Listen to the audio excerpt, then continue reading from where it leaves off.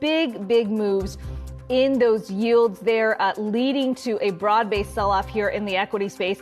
The recent moves prompting Goldman Sachs to cut its year-end target for the S&P 500 from 4,300 to 3,600. As part of its reasoning, Goldman Sachs says the interest rate path is now higher than it had originally forecast.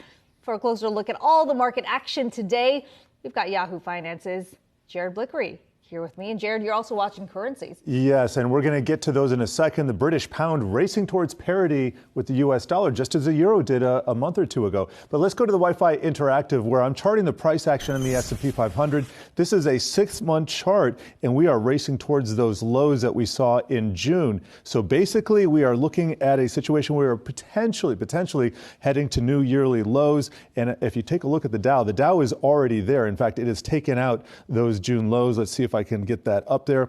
Looks like there's a little bit of lag, but that's good enough for government purposes. Also checking in on the U.S. dollar. Now, this has been racing higher, and this has been placing a lot of stress on global currency markets. And I have a little graphic here I prepared writing this up today, and you can see at the very top there we have the Argentine peso. All right, now that has been devalued about 40% versus the U.S. dollar, along with the Turkish lira. The Turkish lira gets a lot of press because they are actually cutting rates, the opposite of just about every other central bank out there. But then you go down. So after the peso, after the lira, then it's the yen. This is a problem because the yen is a much bigger currency, the third or second most heavily traded currency in the world. I believe it's the third. Then the Swedish kroner, then the British pound. These are developed market currencies. Usually you do not see 15, 20, 25% moves in these currencies. You start getting these kinds of exacerbated moves with highly leveraged instruments, and then you see an unwind.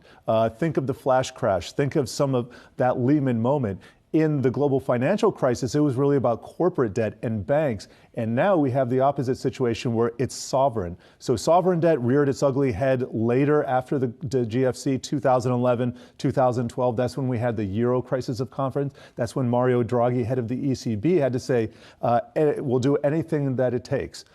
Is it going to come to that? You and I have been talking about possible more intervention by the BOJ. By the way, that hasn't done much. The yen has come back, and it's actually a little bit weaker today after that big strengthening move yesterday. So all of this looks to be a little bit too little, too late, and I think we're still going to see a lot of fallout. Yeah, and with the yen, we're talking about a developed market currency. These are often EM currency swings that we see. Obviously, for EM, it means more debt, more expensive. Yes.